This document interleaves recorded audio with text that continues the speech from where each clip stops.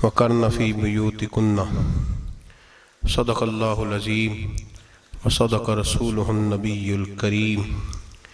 इन्नल्लाह व मलाइकतहु युसल्लूना अलन नबी या अय्युहल्लज़ीना आमनू सल्लू अलैहि व सल्लिमू तस्लीमा। अस्सलातु वस्सलामु अलैका या सय्यदी या रसूलल्लाह व अला आलिका व अस्हाबिका या सय्यदी या हबीबल्लाह। अल्लाहुम्मा सल्लि अला सय्यदिना व मौलाना मुहम्मदिन मअदनिल जूद वल करम व आलिहि व सहबिहि व बारिक वसल्लिम। तमाम तारीफ़ें अल्लाह जल्ल मजदहुल करीम के लिए। हर किस्म के दरूद सलाम नबी मोहतरम शफ़ी मोहतशम आक़ाए कुल ख़त्म रसूल दाना सुबुल अहमद मुज्तबा हज़रत मुहम्मद मुस्तफ़ा सल्लल्लाहु अलैहि वसल्लम की ज़ात वाला सिफ़ात के लिए हम्द सलात के बाद इस्लाम ने औरत को बड़ी इज़्ज़त, बड़ा मर्तबा और बड़ा मकाम अता फरमाया है। जितनी इज़्ज़त औरत को इस्लाम ने दी है, न उससे पहले कभी औरत ने सुनी थी और न क़यामत तक दोबारा सुनेगी। मेरे नबी करीम सल्लल्लाहु अलैहि वसल्लम की तशरीफ़ आवरी से पहले बेटी का बाप होना लोग आर का बायस समझते थे, गुनाह और जुर्म समझते थे। मेरे महबूब करीम अलैहिस्सलातु सलाम ने इरशाद फरमाया, जिसकी 4 बेटियां हों या 4 बहनें उसके ज़िम्मे लग जाएं, वालिद बूढ़ा बीमार हो जाए या इंतकाल कर जाए, 4 बेटियां या 4 बहनें उसके ज़िम्मेदारी में आ जाएं, वो उन्हें पढ़ाए, अच्छा अदब सिखाए, इज्जत के साथ रुखसत कर दे। महबूब ने फरमाया, जिस तरह मेरी ये 2 उंगलियां जुड़ी हुई हैं, इस तरह मेरे साथ जुड़ के जन्नत में दाखिल हो जाएगा। सहाबी ने अर्ज़ की, हुजूर अगर बेटियां 4 ना हो 3 हो? फरमाया, अल्लाह फिर भी यही दर्जा अता करेगा। एक सहाबी ने कहा, हुजूर अगर 2 हो? तो मेरे करीब ने फरमाया, भाई अगर 1 भी हो तो अल्लाह फिर भी यही शान अता फरमाए। बेटी को मेरे महबूब ने फरमाया, मैं हुक्म देता हूँ बाप को कि जब घर में तोहफा लेके आए, बेटा भी बैठा हो बेटी भी बैठी हो, तो पहले बेटी को दे। मेरा हुक्म है बाप के लिए, बेटा भी हो बेटी भी हो, जब देने लगे तो पहले बेटी को पहले दे, उसको पहले अता करे, उसके साथ प्यार ज्यादा करे, बेटी को इज्जत दी। मेरे हबीब करीम अलैहिस्सलातु वस्सलाम ने इरशाद फरमाया, जब किसी के घर बेटी पैदा होती है तो बाप के ज़हन में थोड़ा ख्याल आता है कि अल्लाह जाने क्या बनेगा। मेरे करीम रसूल ने फरमाया, रब करीम हजरत जिब्रील को भेजता है, बेटी के सराहने खड़े होकर कहते हो, बेटी के बाप फिक्र न करना, इसके मामले में अल्लाह तेरी मदद फरमाएगा, रब तेरी मदद करेगा इसके मामले में जब बेटी आती है। मेरे भाई, ये एजाज मेरे रसूल ने अता फरमाया, बहन को, बेटी को, और बात बीवी की आई तो मेरे नबी करीम अलैहिस्सलाम की बारगाह में सहाबी ने अर्ज की, या रसूल अल्लाह, या रसूल अल्लाह सल्लल्लाहु अलैहि वसल्लम, मैं गरीब हूँ, सदके नहीं कर सकता, सखावत नहीं कर सकता। जब सखावत की फजीलतें सुनता हूँ दिल मेरा बड़ा चुटकियां लेता है कि मेरे पास भी पैसे होते तो मैं अल्लाह के रास्ते में देता। हुजूर ने फरमाया, तू हलाल की रोजी कमा के अपनी बीवी के मुंह में लुकमा दे, अल्लाह तुझे सखावत करने का दर्जा अता फरमाएगा, अल्लाह तुझे बड़ी बड़ी सखावत के दर्जे अल्लाह तुझे देगा। तो उसकी, और क्या लफ्ज़ है हदीस पाक में, खैरुकुम खैरुकुम लिअहलिही व अना खैरुकुम लिअहलिही।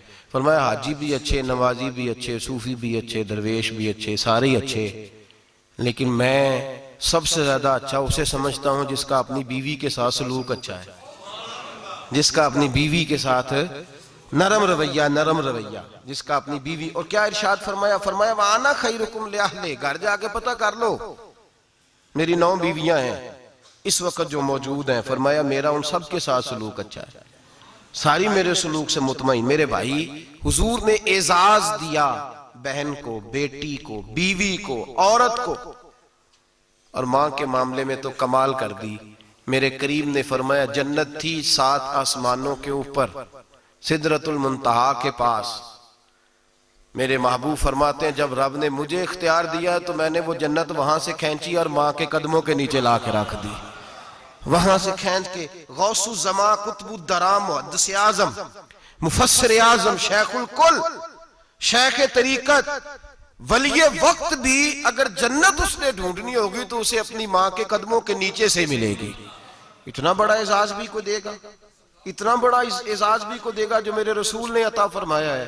माँ माँ होती है, वो वली वक्त के लिए, गौसे वक्त के लिए भी अगर उसने जन्नत लेनी है तो उसे माँ के कदमों के नीचे से मिलेगी।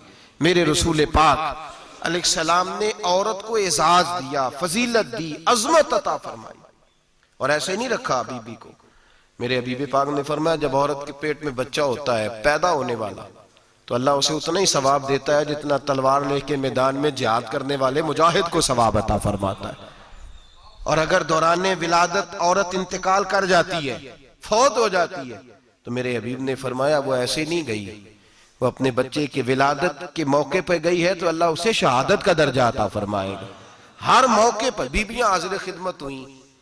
नबी पाक ने फरमाया जो आदमी अजान सुने और जिस तरह मुअज्जिन कलिमे कहे उसी तरह के कलिमात दोहराए तो अल्लाह ताला मर्दों को 1,00,000 नेकी का सवाब देगा अजान का जवाब देने पे। बीबियां आ गई, कहने लगी हुजूर ये तो मर्दों का सवाब है, तो हम तो पीछे रह गई।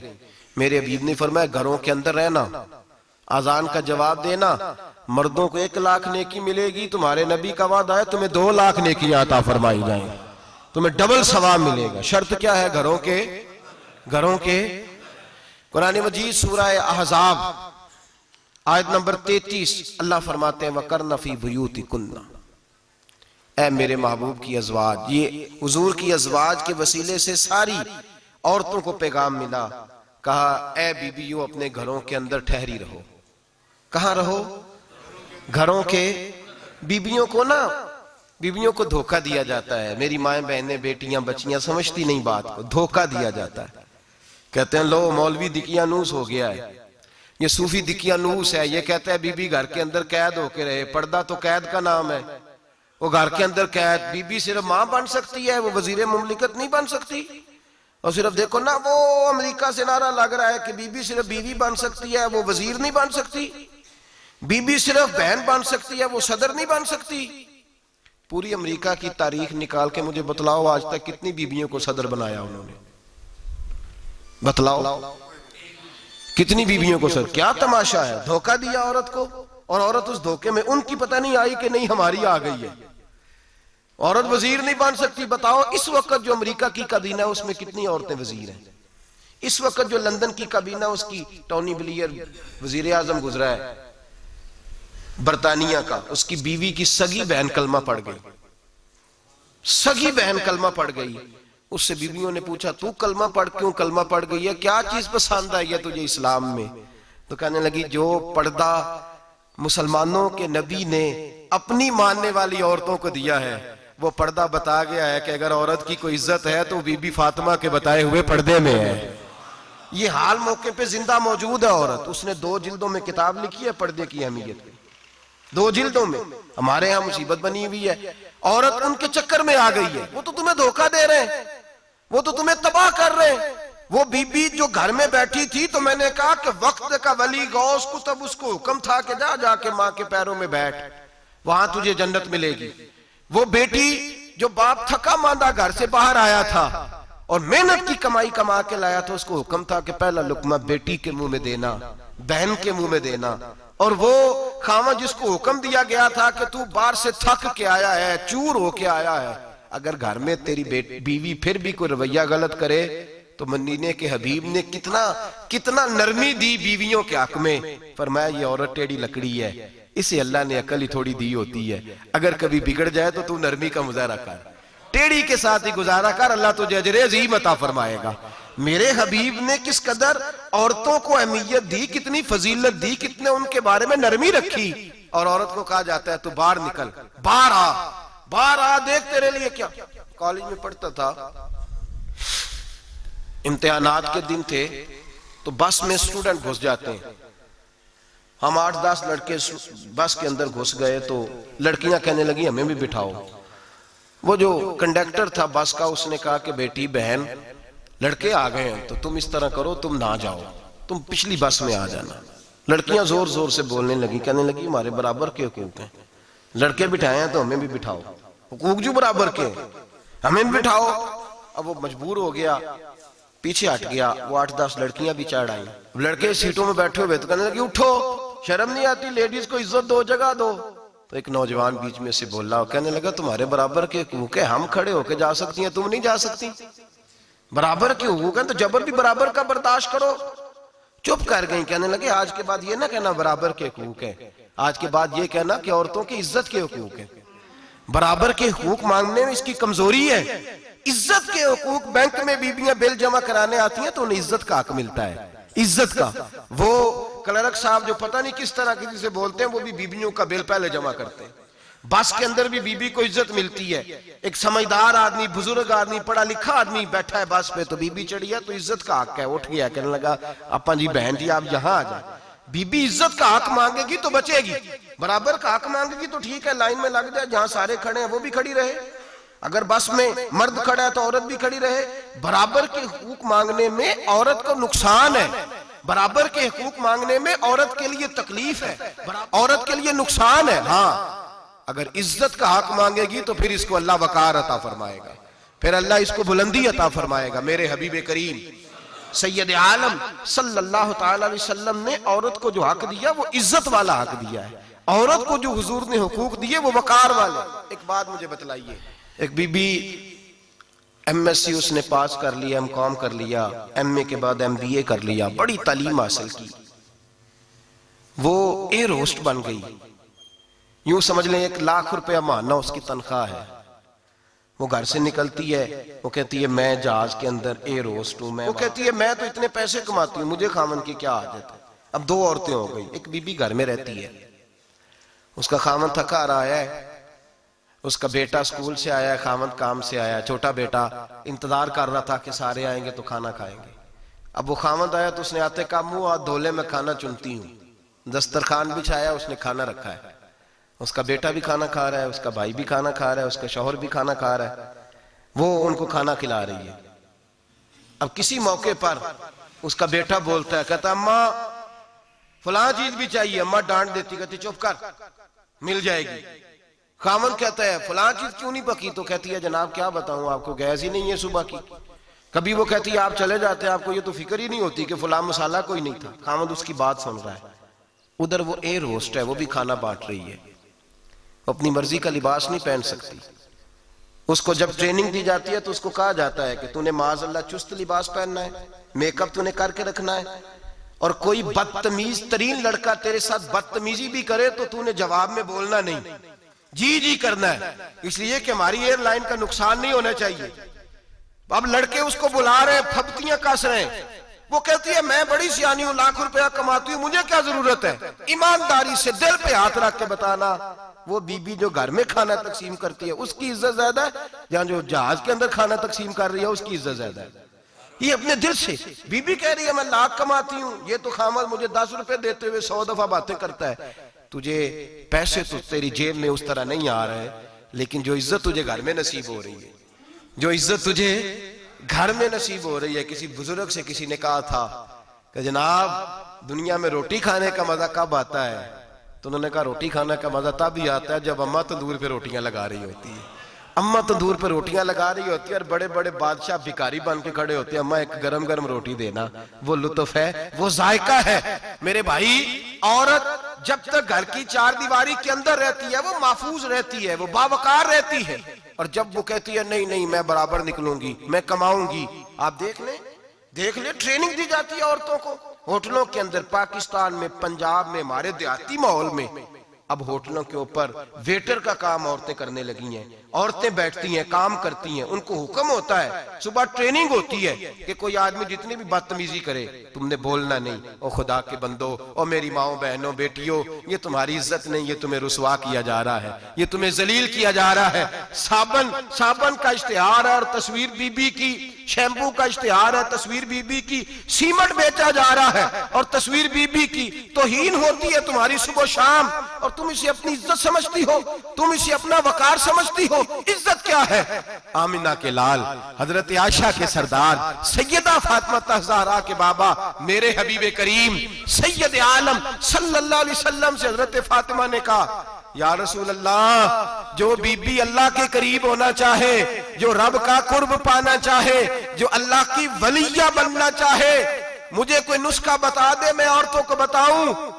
तो मेरे हबीब ने फरमाया जो बीबी जितना घर के अंदर रहेगी, जितना घर के अंदर रहेगी, जितना घर के अंदर रहेगी, उतना ही वो अपने रब के करीब होती जाएगी, उतना ही अल्लाह का कुर्ब पाती जाएगी, उतना ही रब करीम की वलिया होती जाएगी, उतना ही अल्लाह तबारक व तआला उसे अपनी कुर्ब की मनाजिल तय फरमाएंगे। जितनी वो घर के अंदर रहेगी उतनी अल्लाह के करीब रहेगी, और जितनी सज धज के बाहर निकलेगी, जितनी सवरेगी, उतनी वो अल्लाह से दूर होती जाएगी। जितने कदम उसके घर से दूर निकलेंगे, उतने ही कदम उसके अल्लाह के कुर्ब से दूर होते जाएंगे, उतने ही कदम।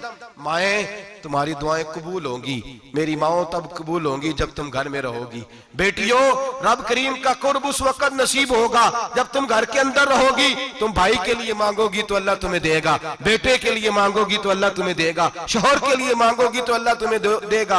अगर चाहती हो कारोबार बढ़े, अगर चाहती हो रिस्क में बरकत हो, अगर चाहती हो तुम्हारे घरों में अमन हो, सुकून हो, जो तुम मांगो अर्श का मालिक तुम्हें अता करे। तो फिर मेरे रसूल ने नुस्खा बतलाया है, फिर मेरे करीम ने बतलाया, घरों में बैठी रहना, जितनी घरों के अंदर रहोगी उतना ही अल्लाह ज्यादा दर्जा अता फरमाएगा, तुम्हारी दुआएं कबूल करेगा, तुम्हारी इल्तिजाएं अल्लाह मानेगा। मेरे भाइयों, मेरे अजीजों, औरत के साथ जो जुल्म इस मुआशरे में हो रहा है, बेपर्दगी का तूफान है, तूफान है बेपर्दगी का। एक बुजुर्ग थे, दरवेश से, सादे से, वो आई साहब के पास अक्सर आया करते थे। तो थे बड़े सादे और थे बड़े नेक, पढ़े हुए नहीं थे, जाग रहे आप हजरात, नेक बड़े थे।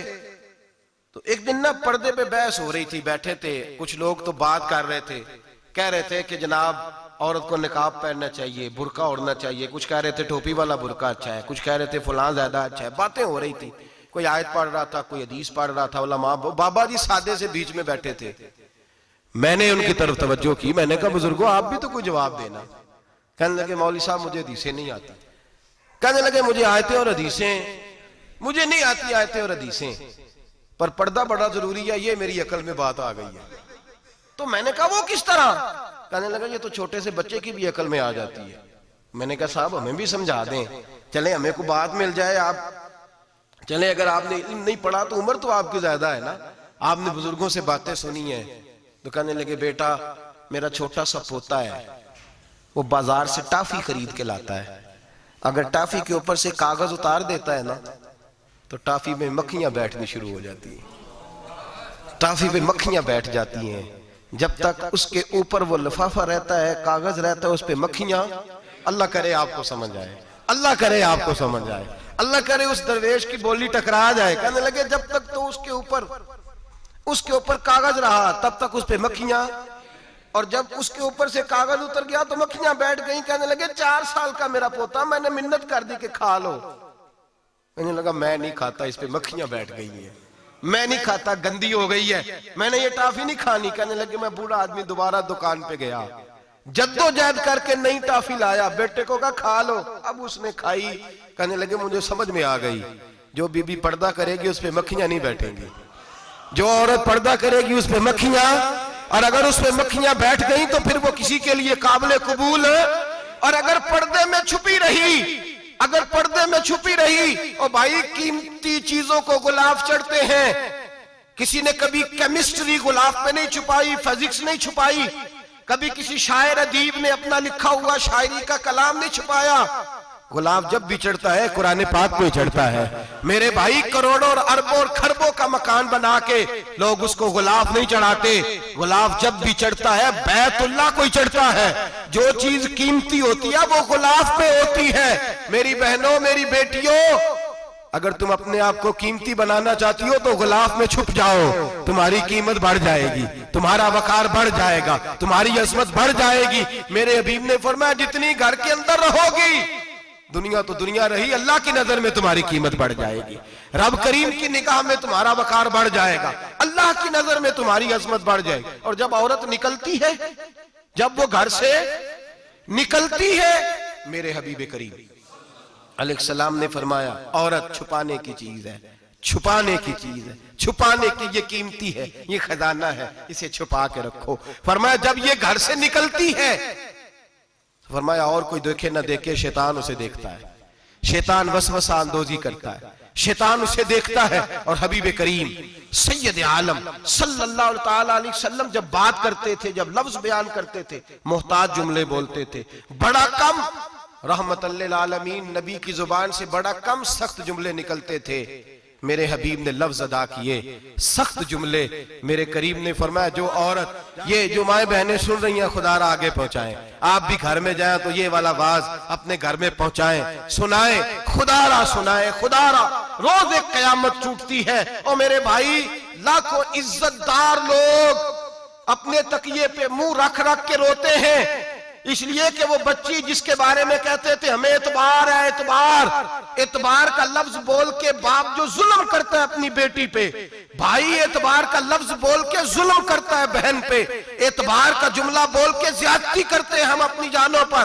हजरत जुनैद बगदादी सूफिया के सरखील सूफिया के, उनसे एक शख्स कहने लगा मुझे बेटी पे एतबार है, मैं उसको फलां जगह दाखिल ना करा दूं, पढ़ ले। आप फरमाने लगे तुझे एतबार है तो क्या अल्लाह के रसूल को एतबार नहीं था? ये तूने कैसा लफ्ज बोला? तुझे एतबार है, नबी पाक को नहीं था? मेरे महबूब के पास हजरत आयशा सिद्दीका बैठी थी, और वो बीबी जिसको कुरान कहता लस्तुन्ना कहदम मिनन निसा, तुम्हारे जैसी दूसरी कोई हो सकती नहीं। मेरे महबूब के पास हजरत अफसा बैठी थी, जनाबे सौदा बैठी थी, इससे बढ़कर भी किसी को एतबार होगा जिनको कुरान कह दे जैसी दूसरी हो ही नहीं सकती। हजरत अब्दुल्ला बिन मक्तूम नाबीना से अभी आए, ओ भाई नाबीना, दिल की आंखें खोल के सुनो, नाबीना से अभी नाबीना आंखों से नजर नहीं आता, हुजूर की बारगाह में आए, मुझे एतबार है बेटी पे, मुझे एतबार है, संदल की बनी हुई बेटी है, हूर है तेरी बेटी, उसके करीब गुनाह नहीं जाता, ये तू ज्यादती कर रहा है अपनी बेटी पे, ये जुमला बोल के तू जुल्म कर रहा है, तू जालिम और फाजर हो गया जब तूने ये कहा कि मुझे एतबार है। मेरे हबीबे पाक से बढ़कर किसको एतबार होगा? मेरे करीम रसूल सैयद आलम नूर मुजस्सम सल्लल्लाहु ताला अलैहि वसल्लम ने फरमाया, हजरत आयशा थी, हजरत अफसा थी, हजरत सौदा थी, अब्दुल्ला इब्ने मक्तूम नाबीना आए तो मेरे नबी ने फरमाया बीबियों पर्दा करो, बीबियों बोल के बताइए, बीबियों, सारे बोलिए बीबियों, अल्लाह करे ये आवाज गूंज जाए पूरे मुआशरे में, बीबियों। मेरे नबी ने जुमला कहा बीबियों पर्दा कर लो, पर्दा करो, नजरें झुकाओ, नकाब ओढ़ो। एक जौजा बोली हुजूर उन्हें तो नजर नहीं आता, वो तो बेचारे नाबीने हैं। तिरमिजी में हबीबे पाक के लफ्ज सुनिए, या रसूल अल्लाह उन्हें तो नजर नहीं आता।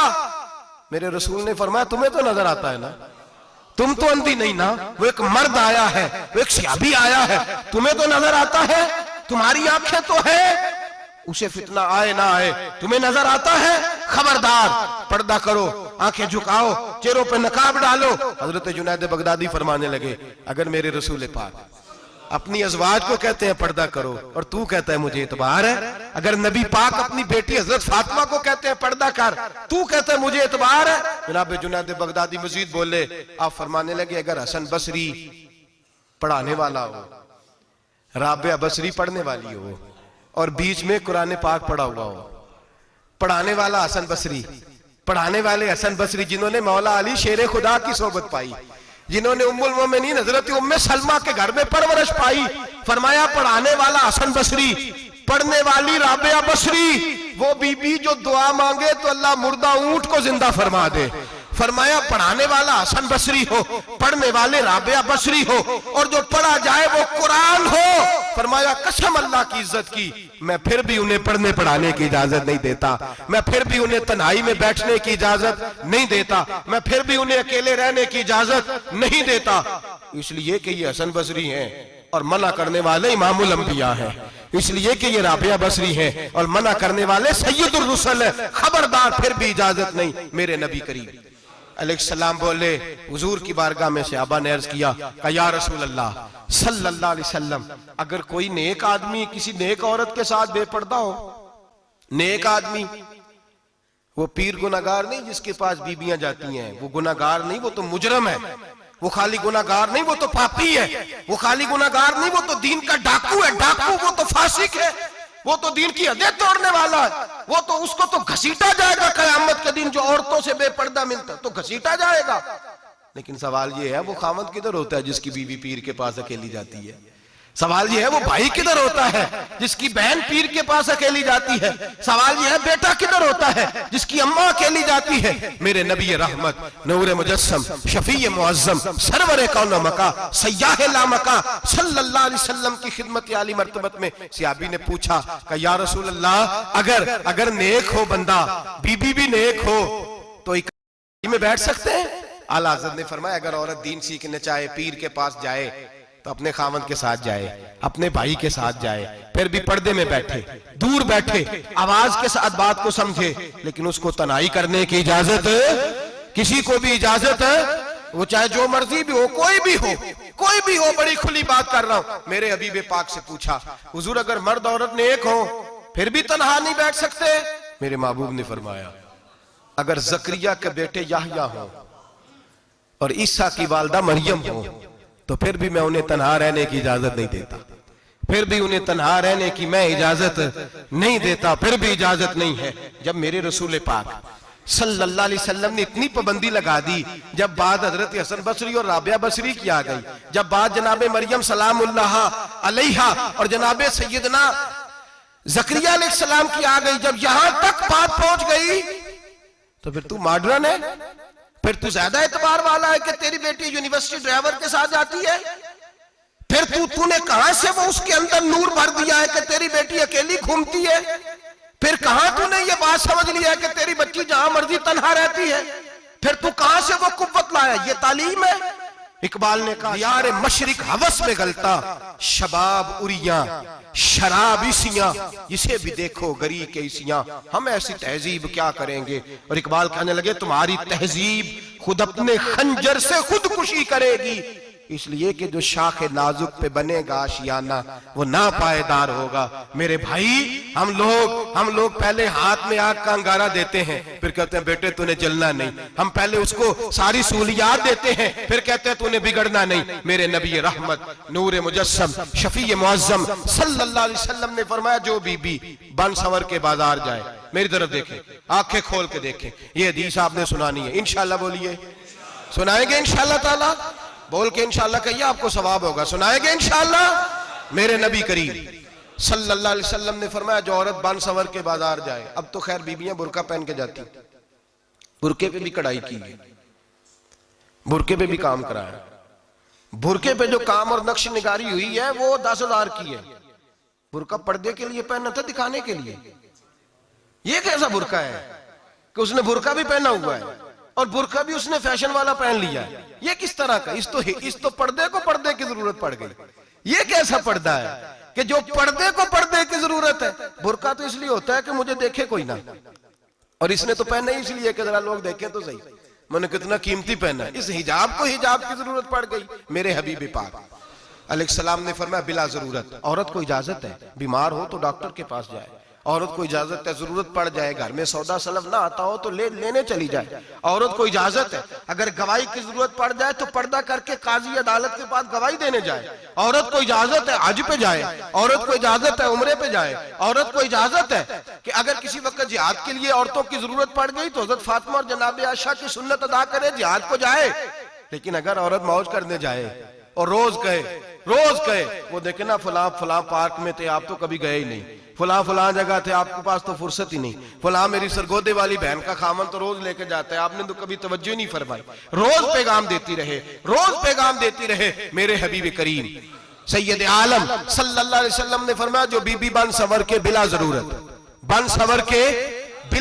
बाजार जाए, नबी पाक अलैहिस्सलाम ने फरमाया एक कदम वो उठाएगी तो उस पर अल्लाह की लानत बरसेगी, फरिश्तों की लानत बरसेगी, जमीन वाले लानत बरसाएंगे, आसमान वाले लानत बरसाएंगे।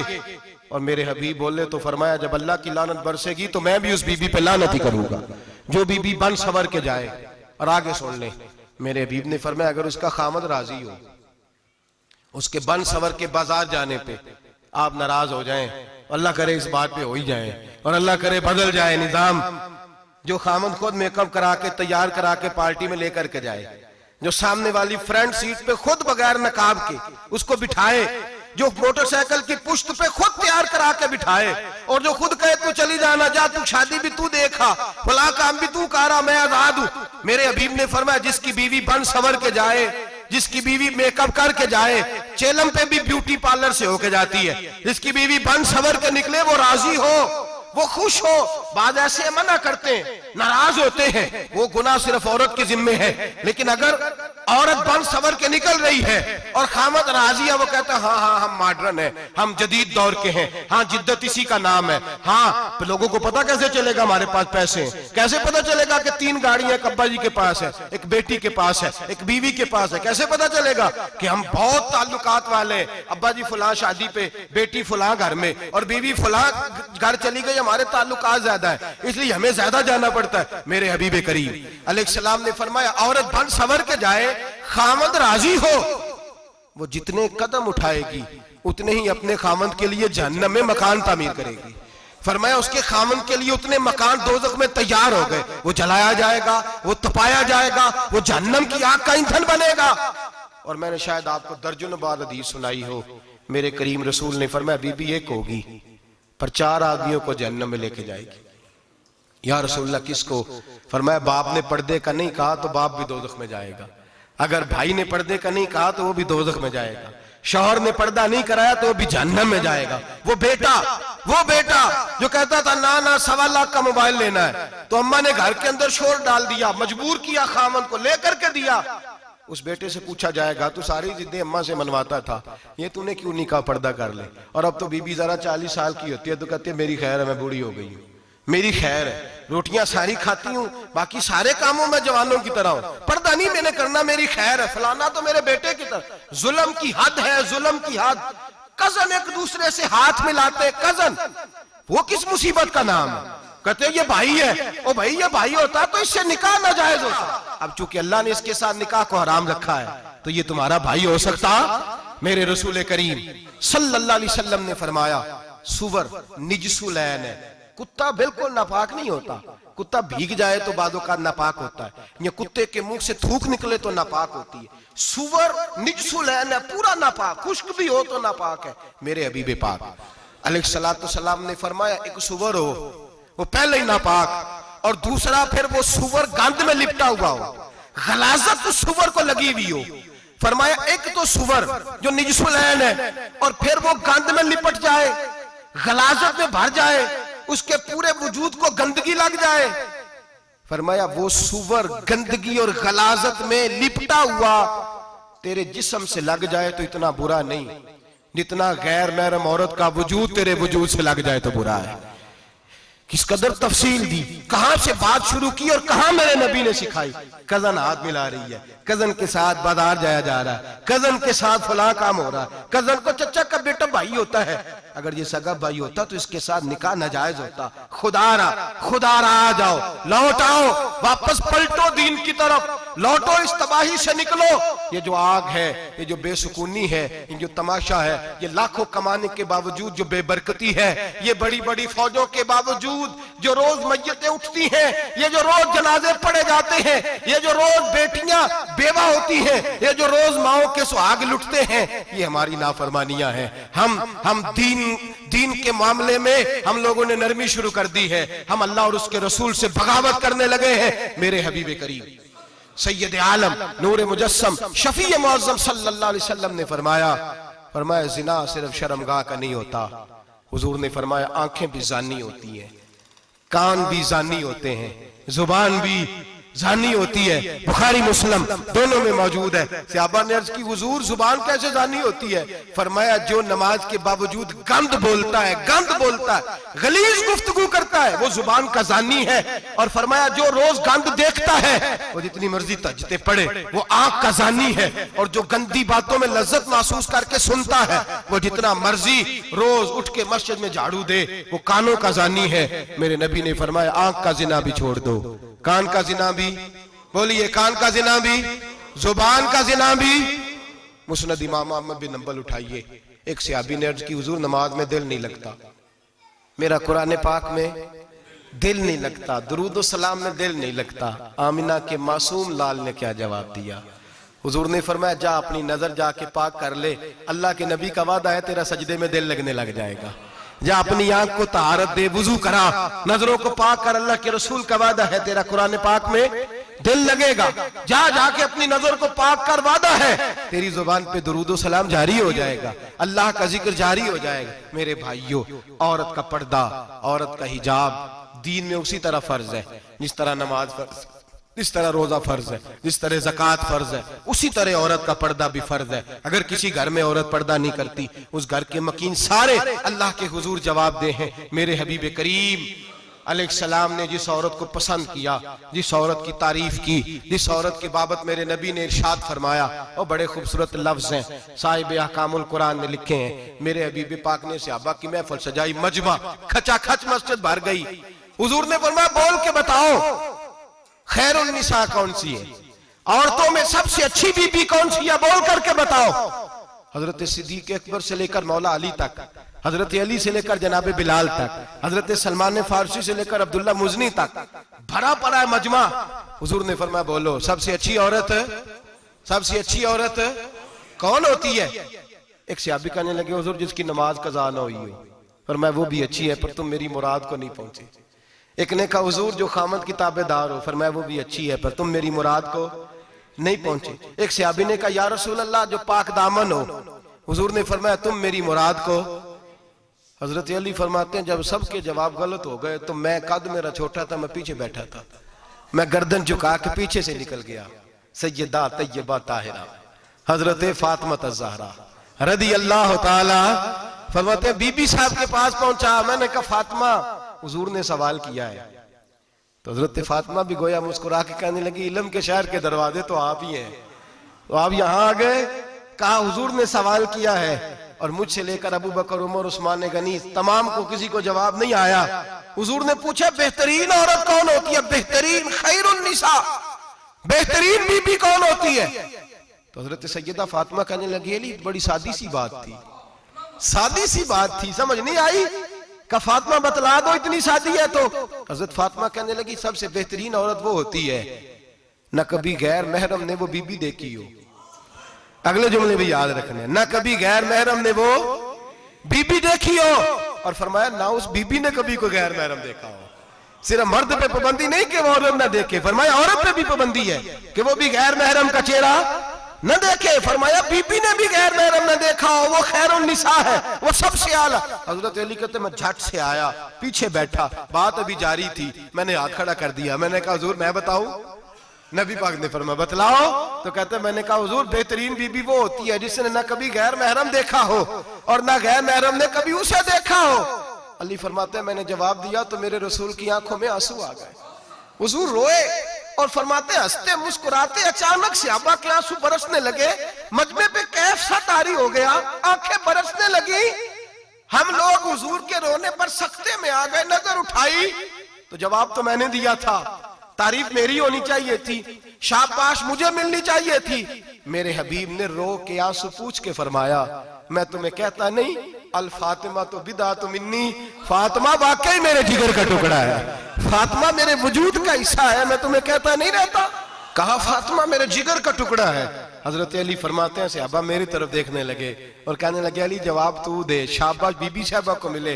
तो कहते हैं मैंने कहा हुजूर रोए हैं तो आंसू मेरे भी छलक ही पड़े हैं। फरमाने लगे लफ्ज मेरे हैं पर सोच उस बेटी के है जिसकी तरबियत मोहम्मद अरबी ने फरमाई है। फरमाया जुमले मेरे हैं, नाकिल मैं हूं, बात मैं बयान कर रहा हूं, लेकिन पीछे सोच उस नूर वाली बेटी की है जिसको अपने घर के अंदर रह के आंगन में रख के रसूल पाक ने परवरिश फरमाई। हजरत फातिमा फरमाती हैं हजरत अली मेरे पास दौड़े आए और कहने लगे फातिमा चल मस्जिद, पता नहीं हुजूर को क्या हो गया है। हुजूर रो रो के बेहाल हो गए और हुजूर हुजरे में रो रहे हैं और हिचकियों की आवाज मस्जिद में आ रही है। चल जरा चल के हुजूर की बात देख क्या हुआ है, हमारी तो ताकत नहीं अंदर जाने की।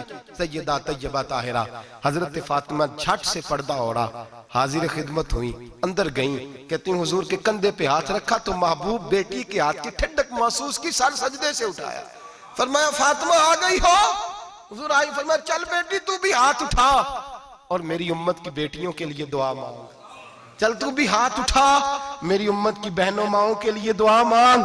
महबूबा क्या हुआ? मेरे हबीब ने फरमाया रात मुझे दिखाया गया है दोज़ख में कुछ बीबियां हैं, उनके बाल फरिश्तों ने बांधे हुए हैं और उन्हें गुर्ज मार रहे हैं। वो चीखती चिल्लाती हैं और मदद के लिए पुकारती हैं, वो बड़ी तकलीफ में हैं।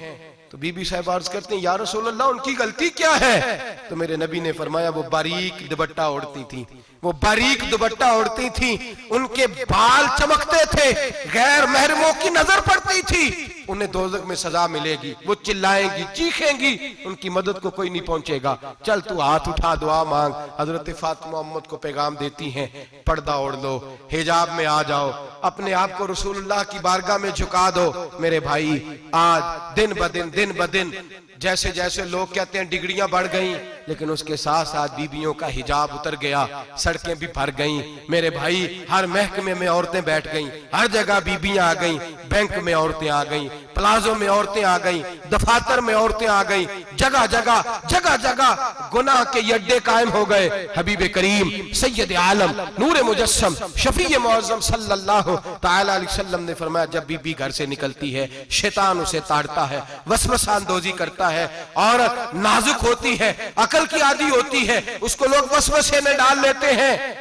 पाकिस्तान का तजदिया निगार कहता है, अगर 100% पसंद की शादियां होती हैं, उनमें 40% लड़के अपने घर वालों को मजबूर करते हैं, 60% लड़कियां मजबूर करती हैं। 60% उनके अंदर ऐसी शैतानियत भरी जाती है, कमजोर अकल होती है, उसे ऐसे बागात दिखाए जाते हैं, उलझ जाती है। और जिस तेजी से ये जाली निकाह होते हैं, उस तेजी से तलाक होती है। वो बेटी जो कालिज चुंगल में फंस के, जिद्दत के चुंगल में अपनी मर्जी करते हुए मैदान में निकली थी, सारी जिंदगी का धब्बा लगा के घर बैठ गई।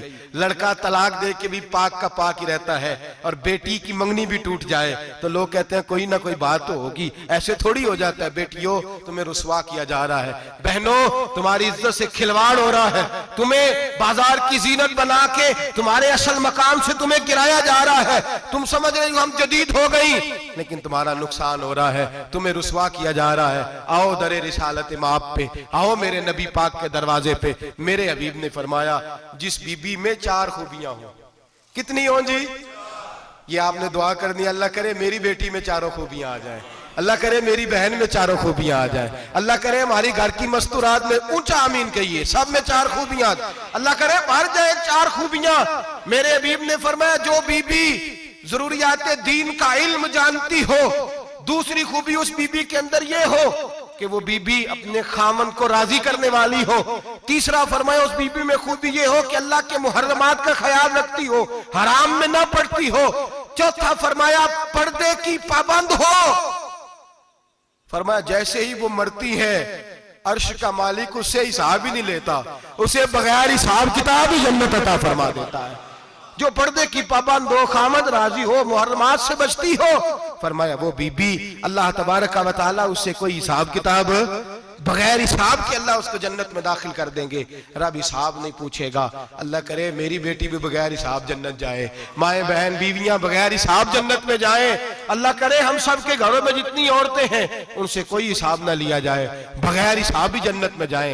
फिर उन्हें पर्दे का पाबंद करो, फिर उन्हें शौहर की ताजीम सिखाओ, फिर उन्हें हराम से बचना सिखाओ, फिर उन्हें रसूलुल्लाह सल्लल्लाहु अलैहि वसल्लम की बेटी का उसवा नूर सिखाओ, फिर उन्हें हजरत आयशा की सीरत पढ़ाओ, फिर हजरत खदीजतुल कुबरा का तरीका बतलाओ, फिर उन्हें रसूलुल्लाह की कनीज़ाएं बनाओ। अल्लाह करे हम यहाँ से जुमा पढ़ के जाएं तो हमारे हाथ में एक बुरका भी हो, हमारे हाथ के अंदर जो है वो एक बड़ी चादर भी हो। अम्मा को कहे अम्मा ये चादर रख, इससे नकाब ओढ़ के निकलना। अल्लाह करे चौधरी साहब सरपंच साहब की पंचायत में कोई ऐसा मुकदमा भी आए जो आके कहे मैं बीवी नहीं रख सकता, ये पर्दा नहीं करती, ये कहीं मुझे भी अजाब में मुब्तला ना करे। अल्लाह करे शौहर इस तरह का गैरतमंद बने, वो कहे खबरदार खबरदार, अगर तू दरवाजे से निकली। आला हजरत इमाम अहले सुन्नत मुजद्दिदीन मिल्लत मेरे आला हजरत से किसी ने पूछा था कि हजरत जी बीबी नात पढ़ सकती है? फतावा रज़विया की 14वीं जिल्द, बीबी मिलाद पढ़ सकती है? मिलाद? आला हजरत ने फरमाया अगर बीबी मिलाद पढ़ रही हो, नात पढ़ रही हो और उसकी आवाज गैर महरम के कानों तक जा रही हो, फरमाया उसे सवाब नहीं होगा, उसे हराम काम करने का गुनाह दिया जाएगा। बीबी को मना है, वो नात की आवाज भी औरत का ही नहीं पड़ता, दीन में तो औरत की आवाज का भी पर्दा है। दीन में तो औरत की, हजरत सैयदा ज़ैनब, हजरत फातिमा की वो लख्ते जिगर जो मैदान करबला में इमाम हुसैन बराबर की शरीक रही सैयदना इमाम हुसैन के साथ, याह्या बिन मोइन कहते मैं 15 साल तक हजरत ज़ैनब का पड़ोसी रहा हूं। 15 साल। घर बराबर होता है ना, बंदा बीबी देख ही लेता है। वो बीबी कभी पर्दा डाल के जा रही है दवाई लेने, कभी नजर आ ही जाती है।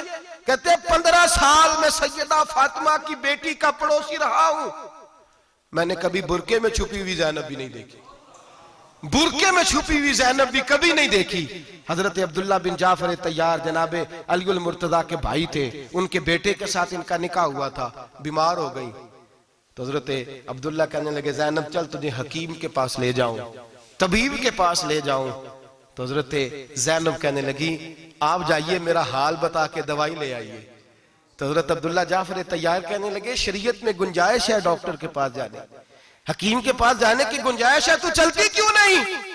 तो हजरत ज़ैनब कहने लगी शरीयत में गुंजाइश तो है, पर अब्दुल्ला मेरी मजबूरी ये है कि मैं फातिमा की बेटी हूं। शरीयत में गुंजाइश तो है पर मेरी मजबूरी ये है कि मैं हुसैन की बहन हूं। शरीयत में गुंजाइश है पर मैं हसन की बहन हूं।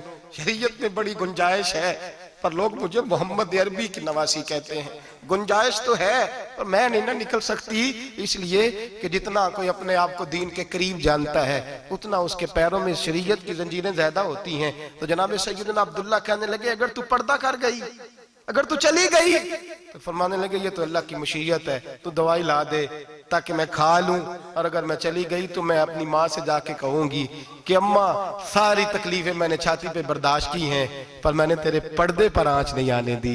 मेरे भाई ये उसवा नूर है, ये उसवा हसना है, ये हमें सिखाया जा रहा है। मेरे हबीब करीम की बीवियों का ये हाल था। बीवियों का अपने घर के आंगन में हजरत आयशा सिद्दीका, हजरत सौदा, जनाब अफसा अपने सेन में जब बैठती थी ना तो दीवार की तरफ मुंह करके बैठती थी, दीवार के साथ लग के दीवार की तरफ। बीबियां अपने घर के अंदर भी दीवार की जानिब मुंह करके बैठती थी। लोग पूछती, बीबियां पूछती कि अपने घर में भी दीवार को मुंह करने का मतलब? कहती हो सकता है कुछ छत पे चढ़े अचानक नजर पड़े, तो हम चाहती हैं फिर भी हमारा चेहरा नजर ना आए उसे, फिर भी हमारा चेहरा नजर। हम अपने घर के अंदर भी पाबंद रहती हैं कि हमारे चेहरे नजर ना आए। खुदा रा बड़े पैसे जिंदगी में लुटाए हैं, 1000 1500 बुरके पे भी खर्च करो, वो घर ले जाओ, वो अम्मा को भी दो, बहन को भी दो, बीवी को भी दो, उसको कोई ये पहन ले। इसलिए कि जब तो हजरत फातिमा के तरीके का पर्दा करेगी तो तेरे आंगन में सैयदा ज़ैनब की तरह की बेटियां पैदा होंगी, वो उस सुन्नत पे चलने वाली बेटियां तेरे आंगन में आएंगी। खुदारा मेरे भाई आज ये नियत करो, ये इरादा करो और अपने घरों को पर्दे का पाबंद बनाओ। अगर एक बेटी पर्दादार हो गई तो कई खानदान पर्दादार हो जाएंगे, अगर एक बेटी पर्दादार हो गई तो कई घराने संवरेंगे, कई जगह पे नूर फैलेगा। ऐ अर्श के मालिक, ऐ मेरे महबूब के खुदा, तुझे वास्ता है मेरे महबूब की बीवियों का और तुझे सदका हुजूर की शहजादियों का। ऐ अल्लाह इतना करम बरसा, इतनी रहमत बरसा कि मेरे वतन की बेटियां और मेरे वतन की माएं बहनें बच्चियां ये समझ जाए कि हमारी निजात सिर्फ हजरत फातिमा के बुरके में है, हजरत आयशा के पर्दे में है, सैयदा खदीजतुल कुबरा के हिजाब में है। अल्लाह करे ये समझ जाए और ये जब भी सजदा करें तुझसे हयाई मांगे, ये तुझसे जब भी सजदा करें ये तुझसे अपने लिए चादर ततहीर और पर्दा तनवीर ही मांगे। अल्लाह करे मुझ बेअमल की मुंह से निकले हुए लफ्ज किसी के दिल में तासीर बन के उतरे और फिर दुनिया के अंदर ये रिवाज आम हो कि हर कोई पर्दा करे, हर कोई बापर्दा हो जाए। ऐ अल्लाह तू तासीर नाजिल फरमा, ऐ अल्लाह तू अमल की दौलत नाजिल फरमा, ऐ अल्लाह हमारी बेटियों को इज्जत की चादर अता फरमा। हमेशा मिदहत खैरुल अनाम में गुजरे, दुआ है ये उम्र दरूद सलाम में गुजरे।